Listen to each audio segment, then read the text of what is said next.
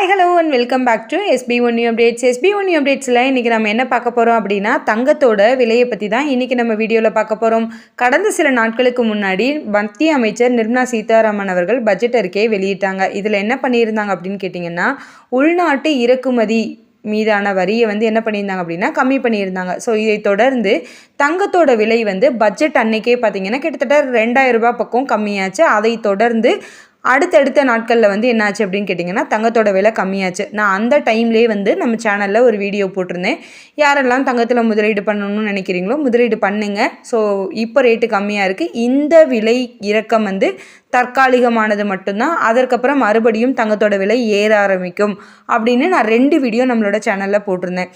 இப்போ அதற்கேற்ற மாதிரி என்ன இருக்குது அப்படின்னு கேட்டிங்கன்னா, தங்கத்தோட விலை 50,000க்கு வரைக்கும் இறங்கி வந்த அந்த தங்கத்தோட விலை இப்போ மறுபடியும் 54,600 ரூபாய் வரைக்கும் உயர்ந்திருக்கு.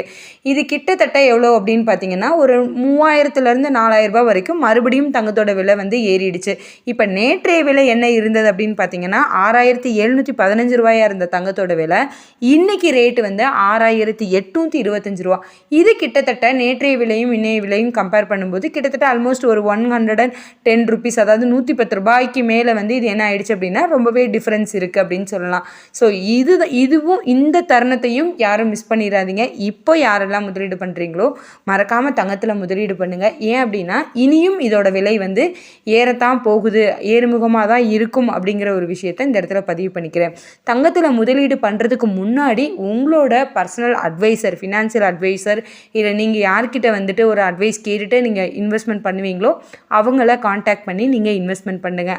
அது மட்டும் கிடையாது, நம்மளோட இந்தியன் ஷேர் மார்க்கெட்லேயுமே கோல்டு பீஸ் அப்படிங்கிற ஒரு விஷயம் இருக்குது. ஸோ அதில் யாராவது லோ காஸ்ட்டில், அதாவது கிராம் கணக்கில், அதாவது மில்லி கிராம் கணக்கில் யாராவது இன்வெஸ்ட்மெண்ட் பண்ணணும்னு நினைக்கிறீங்க அப்படின்னா தாராளமாக நீங்கள் அதுலேயும் இன்வெஸ்ட்மெண்ட் பண்ணலாம்.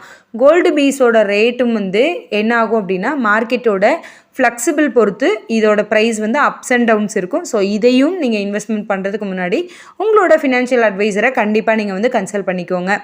ஸோ இந்த வீடியோவில் நான் கொடுத்துருக்கக்கூடிய கோல்டு ரிலேட்டடான இந்த இன்ஃபர்மேஷன் ஜஸ்ட்டு உங்களோட எஜுகேஷன் பர்பஸ்க்காக மட்டும்தான். இந்த இடத்துல நாங்கள் யாரையும் முதலீடு பண்ணுங்க அப்படின்னு யாரையும் வற்புறுத்தலை அப்படிங்கிற ஒரு விஷயத்தை இந்த இடத்துல பதிவு பண்ணிக்கிறேன்.